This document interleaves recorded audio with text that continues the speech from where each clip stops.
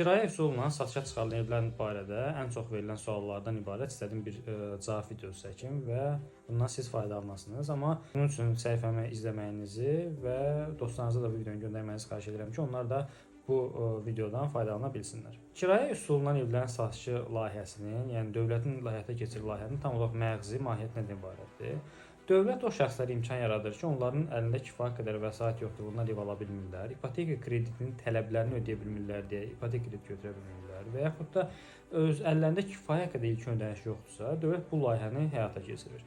Layihəyə kimlər qoşula bilərlər? Azərbaycan vətəndaşları, 60 yaşına qədər olan şəxslər, məhkumluğu olmayan şəxslər. Əgər siz bu şərtləri ödəyirsinizsə qoşula bilərsiniz və rəsmi gəlirləriniz də mütləq olmalıdır. Bəzi şəxslər deyirlər ki, mən rəsmi iş yerim yoxdur, amma sahibkarlıq fəaliyyətindən məşğulam.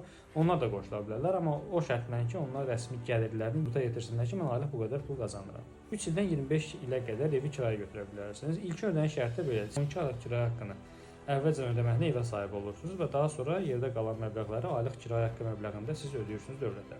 Hal-hazırda bu layihə ancaq Sumqayıtda Sülh prospektində həyata keçirilir. Bundan əvvəl Bakıda da bir neçə yerdə həyata keçirilibdir. Bundan sonra da həyata keçiriləcək çox güman ki. Ona görə səhifəmi izləyin ki, məlumat alan kimi dərhal səhifəmdə videoları paylaşacağam. Video faydalı olsa, yenə də dostlarınıza göndərin ki, onlar da faydalansınlar və səhifəmi izləməyi unutmayın ki, ən son yenilikləri, ən son xəbərləri birinci siz əldə edəsiniz.